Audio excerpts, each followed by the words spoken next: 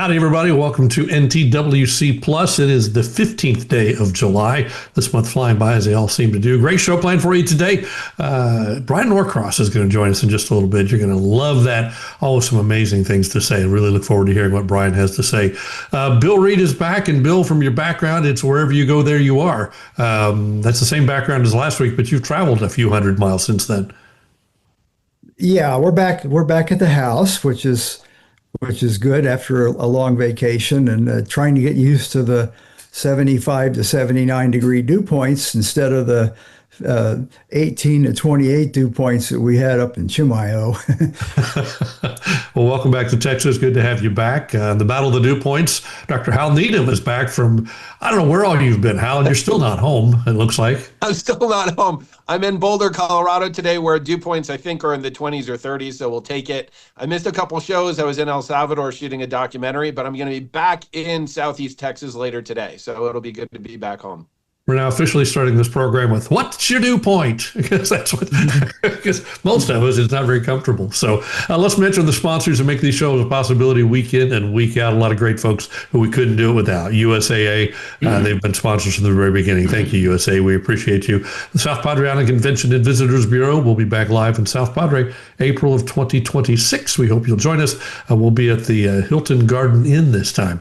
If you've been with us a long time, you've been there before. It's been a couple of years. We'll be back there again. Live View, they're the ones who make it possible for us to do live broadcasts back to our home TV stations so that folks back home can see what we're learning about from folks like Bryan Norcross at the National Tropical Weather Conference, and finally the Texas Weather Network, the newest members of what we're doing here. We appreciate them joining us. So let's get started. Bill, introduce our good friend Bryan, and we'll go from there. Oh, my pleasure. I've had the distinct pleasure of knowing Bryan for quite some time. I think we met early on when I was at Houston at one of the hurricane conferences, and really got to know you and what you did and do when I was at the HurricaneCenter, and we were in the same city, obviously. And Right. Bryan started in television meteorology down in Miami, and got thrown in his lap a big storm named Andrew, for which he did some excellent work on, and he's continued to focus on the issues of how to deal with messaging for hurricanes, which we will get to in this show today. But first, Bryan, how about if you tell everybody what it is you're doing these days, and we'll take it from there. Well, I'm the hurricane specialist for Fox Weather, which is a streaming weather channel, free on your phone, your iPad, your computer, anytime, 24 hours a day. It's all weather. And it's a pleasure working for him. Fox Weather is based in New York. I'm in Miami, and it all works out really, really well. We have a great team, and we were just talking. They're out covering the flooding in Uvalde, Texas, today, and the whole area up there on what is it, the plateau, or out west of you guys. Amazing amount of moisture. And then we have this thing this morning. I was just on Fox Weather just before coming on with you, talking about this area to watch in the northeastern Gulf and off the southeast coast. So we can talk about that in a minute. Yeah, I do a tropical update midway through the show there, and I had to scrap 90% of what I had and hurriedly put that in there, so I at least explain it on there. The issues that keep coming up is how to communicate these weather threats. You've been working a lot on the evacuation kind of issues. I've been actually more focused on the rainwater flooding, because for better or worse, that seems to have followed me my whole career. And I've had issues, events where it was so obvious we're going to get flooding, and then a lot of people don't do the right thing, and I feel like, gosh, we failed miserably. What's the answer? What's the pathway to an answer, I guess, is a better question. What do you think?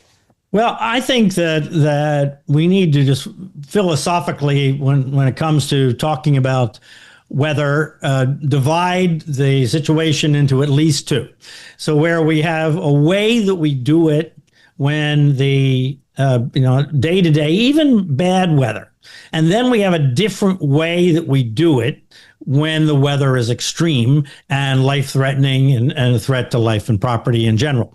So the reason for that is, and we do that to some degree, obviously, we name storms as a way of saying, no, this is something beyond normal. It gets a little confusing because we name very sloppy storms that are, are on the edge. But in any case, we do that, we in a way. But in general, we don't go into emergency mode like the city or the community or the emergency managers, and everybody doesn't go into emergency mode. I encourage the National Weather Service, when they go to 12 on, 12 off shifts, for example, when a hurricane is coming, to put that up and say we're in red mode now or something, to indicate that things are different. So just as a general statement, I think that we need to have those two very different ways of communicating and paradigms for communicating, that people look for the other paradigm when things are extreme. Having said that, it's really hard today. It's harder today to communicate than it was 34 years ago now for Hurricane Andrew, because people don't get full messages anymore, and fewer people have a tolerance for full messages of sitting there watching some sort of linear broadcast and get it all explained to them and all the different facets and challenges and possibilities explained to them. That's just hard, and fewer people consume information that way. They look for a little bit here and a little bit there, and so forth. So the ways that it used to work, here in Miami, we had a very well-established system after Andrew, so through the 90s, where the mayor of Miami-Dade County was a guy named Alex Pinellas back then, would, as soon as there was a potential threat to the community, he would be on TV. News conferences saying, we're aware of the threat, we're watching it, here's our timeline, we'll be start thinking about if this continues, we might have to 4 days from now start talking about evacuations.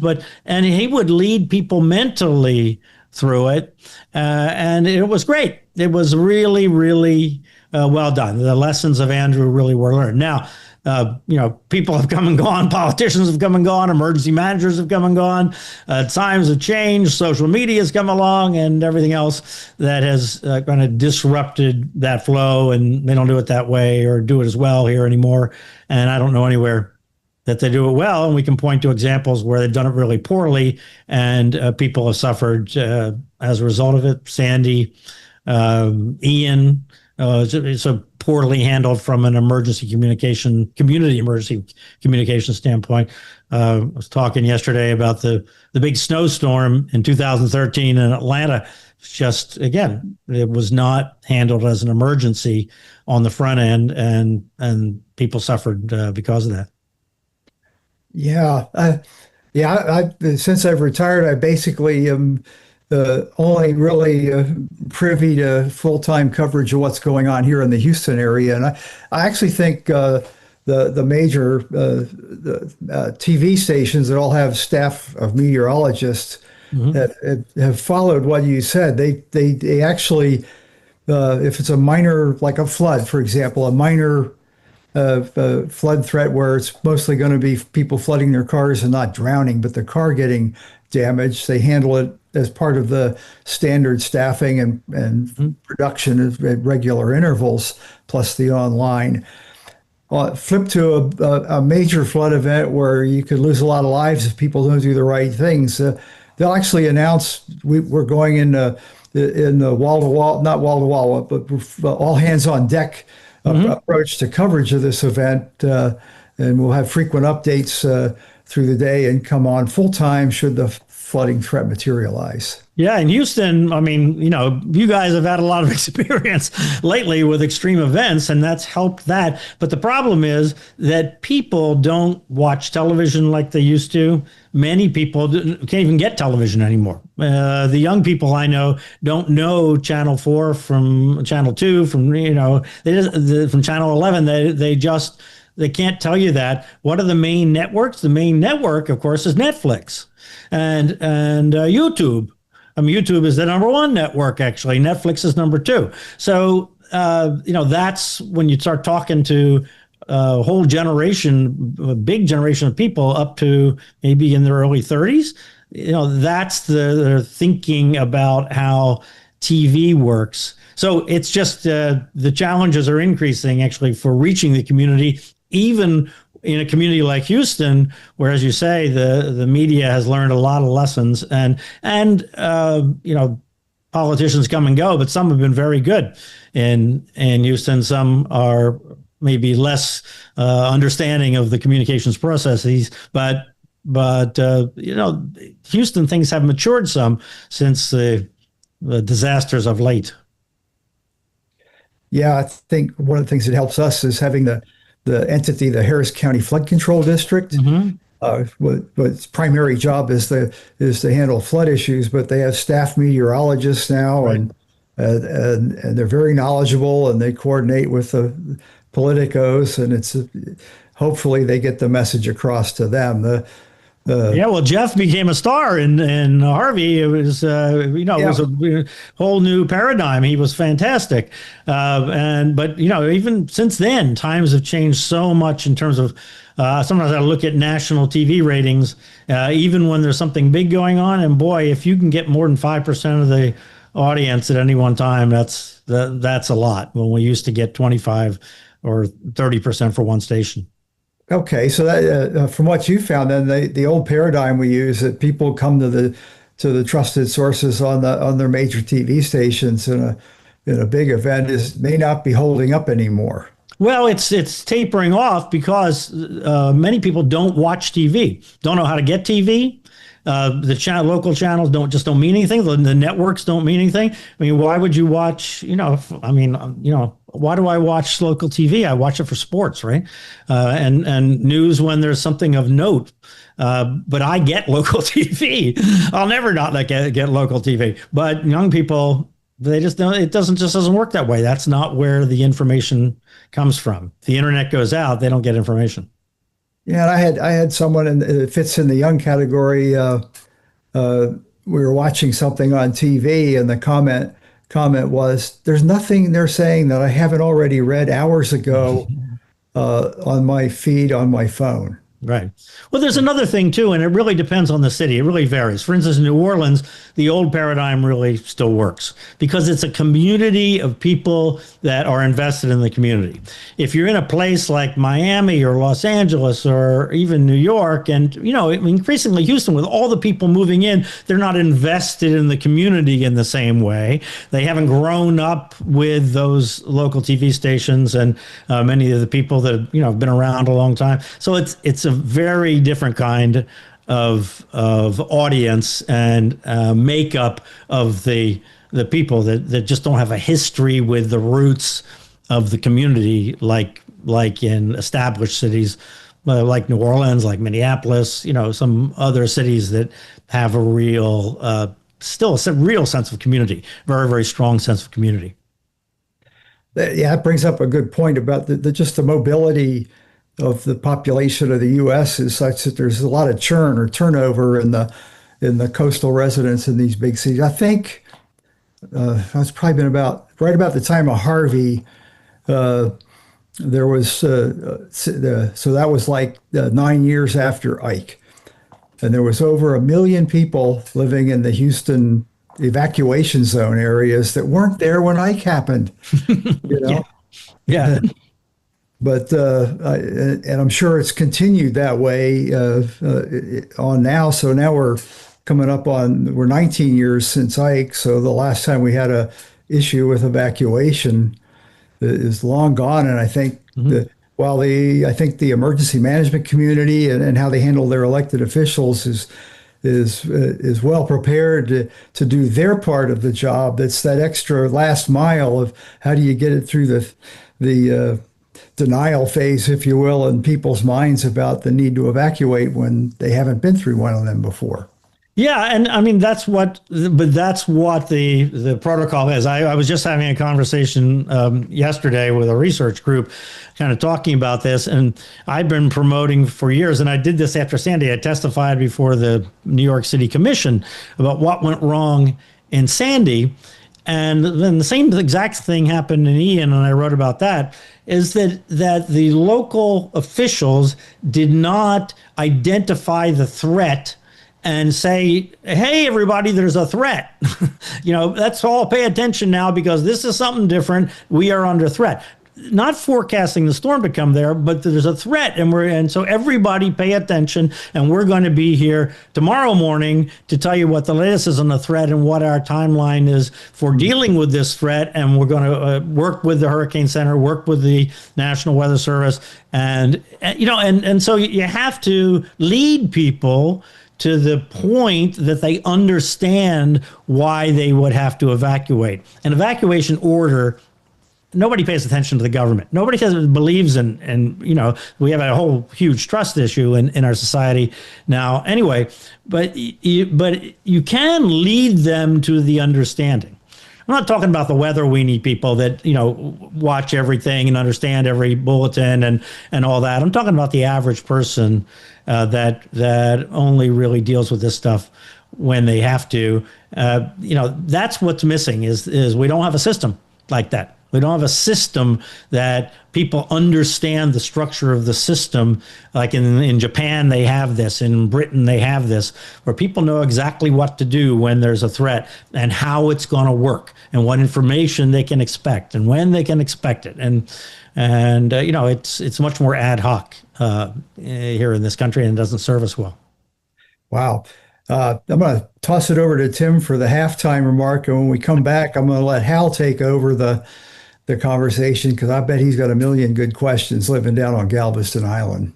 There's so many things to talk about today, guys. This is amazing. Let's take that mid-show break and thank our sponsors who make the program a reality week in and week out. We thank all of them: USAA, the South Padre Island Convention and Visitors Bureau, LiveView, and the Texas Weather Network.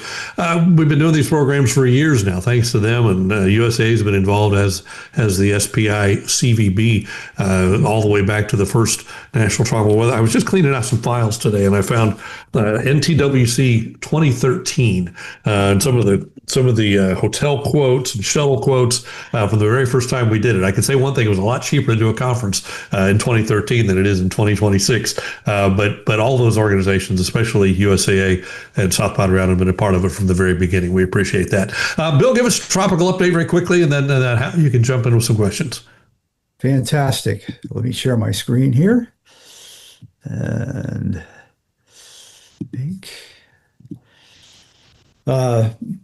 broad view of the Atlantic. If you look at this, it looks like all things are quiet. It's there's still a lot of dust out of the Sahara, and the wind shear factor that may or may not be the signal of, probably is a signal of the amazing El Nino that's underway this year. There is a cluster of convection down here in the Northwest Caribbean. That whole system will cross into the Yucatan and part of the trailing trough of it is probably the next disturbance behind Alita that they're expecting that might develop in the Pacific.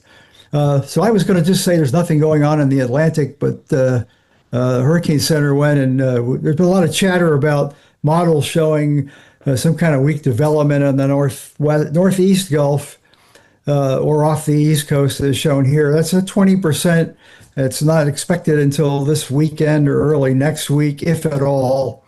And there's a lot of if, ands, or buts of what kind of storm it might be or where it might go. Just to remember to come back and look. This is not, by the time you people watch, anybody who watches this show, this is all out of date. It's just to give you a heads up to go look at it for later on, maybe. It will be a rainmaker down there, whether something develops or not, with an upper low and a lot of tropical moisture in place. Just one example of the ensembles. This is the FNV3 version from DeepMind at Google, and it's only a few of its members forecast anything to develop. Most of them take it up the East Coast. If I to show you how crazy you can be if you try to follow this stuff. You go to their other model that's available online and step forward to the time frame. It forms at the same location, but this AI model from Google takes it west. If you've got better insight than that on that, I'd love to hear from you. Out in the Pacific, we've got Alita. Come on, satellite, run. It'll try to run. Maybe it won't. I don't know. Anyway, Tropical Storm Alita is out here in the Eastern Pacific. There we go. It got considerably better organized overnight. It was a loosely organized convection this time yesterday. Now it's a nice circular deep convection, very high, very cold tops on there. And the forecast, whoops, I lost it. The forecast is there. The forecast is for it to become a hurricane overnight Thursday night into Friday morning briefly, and then it goes further north and in its northwest turn and hits cooler water and more hostile atmospheric conditions, which is the general rule of play out in the Eastern Pacific.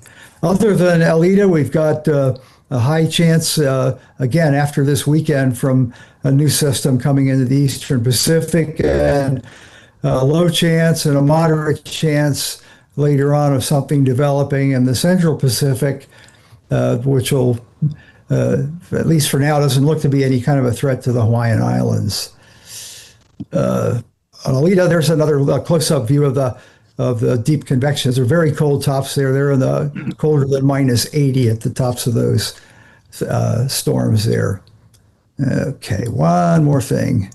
For the truly tropically interested people, this is what the Google DeepMind AI forecast shows, which is exactly what people have been advertising we'd be seeing in the early ramp up of the El Nino in the Pacific. There's a lot more activity in the Pacific Basin, both Westpac and the Eastern Pacific thing. The Climate Prediction Center uses that kind of information and climate models also beyond that, and they're forecasting basically dry, hostile environment into the early part of August for the Atlantic Basin, with the same areas that the models are showing, Westpac and Eastpac. So with that, Hal, take it away. Bill, great presentation there. Hey, quick question for you, Bryan. I wanted to ask, in a fast-paced world with short attention spans, how are you adjusting your messaging? I mean, do you lead with bullet points? Do you do many short messages instead of one longer message that explains things more thoroughly? I mean, what are some adjustments that have helped you, in this changing world?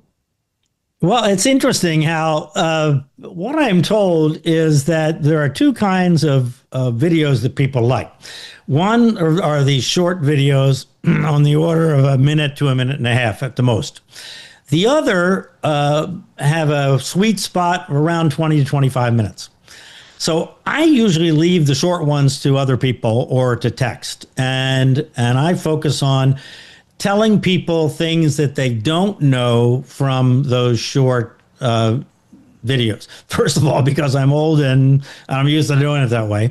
But also because I feel like that's what I can contribute. If I do a minute and a half, what am I telling anybody that they don't know? Nothing, really. I might do a tease of some kind, but not so much on social media. So I tend to do a longer segment. So, for instance, on Fox Weather, when I'm on, my segment is somewhere between 5 and 9 minutes long, 10 minutes long, something like that. Depending on what the threat is and how complex the situation is. And we talked about this thing in the Northeast Gulf and off the Southeast coast this morning for, I don't know, must have been about 6 minutes, something like that. Yeah, well, Bryan, you're such a good teacher and communicator. It makes sense. You want to go more in depth. And it sounds like you're saying you have the market insights to say, hey, some people want the 1 minute clip, but there is an audience that wants a more thorough explanation. It sounds like you're catering to that audience that really wants to be taught. They wanted this to be explained. It sounds like you're saying there's still a market for that. Yeah, there is. And you know, in this time that people don't watch linear television, they do still watch long things. Just think of the podcasts that are out there. You know, Lex Friedman goes on, I don't know how many hours, though. I've rarely gotten through a whole Lex Friedman podcast, and he's incredibly popular at 2 or 3 hour long podcasts. And some of his most popular podcasts are an hour to 2 hours long. So it's not that people don't want that, but there's a different kinds of consumers and different kinds of needs. If it's kind of trivial stuff or whatever, it's just, hard hitting little things, then they want short. But there is a market for explanation. Bryan, I wanted to also ask you, when we look at a midterm, a long-term threat, like what we looked at today, where we see maybe a 20% chance of development, how can we communicate about risk with that without overselling it, without hyping it? But, with explaining this has a low chance of developing, but it's something that people are still concerned about. How do we communicate that well, that we're not getting people unnecessarily worried, but we're still addressing it and teaching about it? So what I did is I stressed right out of the box, let's look at these percentages for development. It's 0% for the next 2 days. That means nothing tomorrow. That means nothing Friday. And then we'll start thinking about the possibility of something developing over the weekend. So you don't have to think very hard about this today. And the odds of this becoming something tropical are very low, and that's why we have 20%. The odds of something developing into a significant rainstorm are high, and anybody that is in the zone there that we're going to talk about needs to be aware of the potential for heavy rain and stay in touch with their forecast as we go into next week. So I kind of frame it that way. I'm not afraid to say what not to worry about.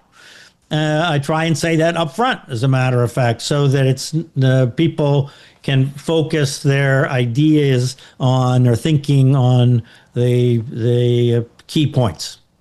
Well, I like the idea, too, that you lead with in the immediate future, the next day or two, this is nothing to worry about. Sometimes people are just, they're very panicked about these systems, almost too reactionary. It sounds like you're alleviating some of those fears, but then kind of walking them through realistically what this could mean in the midterm, basically.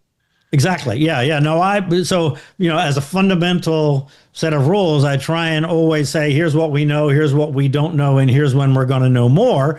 And so we know that this is not a threat, at least I'm making the point, that this is not a threat for the next couple of days. I'm agreeing with the Hurricane Center that there's no threat of tropical development. That doesn't mean there's not a threat of rain. I also pointed out that the way the flow is set up, it's pumping all this tropical moisture into Texas, and then it's spreading across the southeast with a front involved. But generally the idea is I want to separate out the things that we know are going on, and then the things that we don't know about the future and when to pay attention. Well, and what I like about that, you're not only forecasting the weather, but you're helping give people high, low, medium confidence on how much the models agree. You're, I think, over time building a lot of trust with your audience.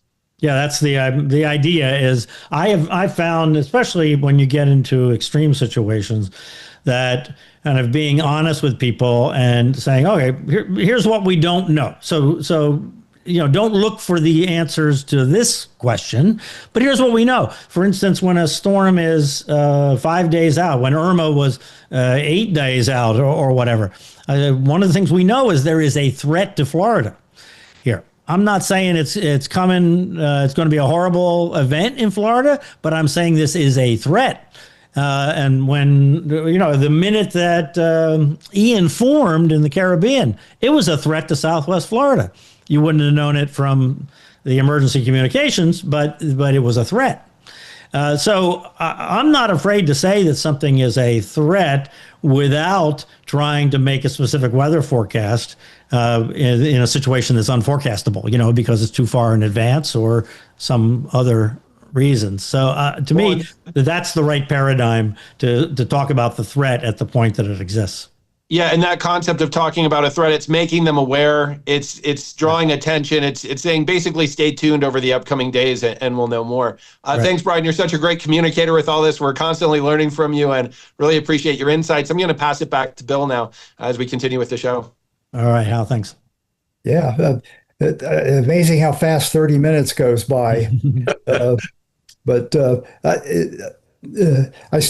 kind of give you my final thought on that, and then pass it back to Tim. I think you and a whole lot of other people that are active in the operational world are doing a great job of distilling what's important and focusing on the important that goes out to people. The challenge is the wide range of knowledge, experience, what have you, in the general public to take that and do the right action on that. And I kind of, my feeble mind thinks that's an avenue that AI might actually become very helpful in, and that could be a whole different topic for a whole nother show. Tim?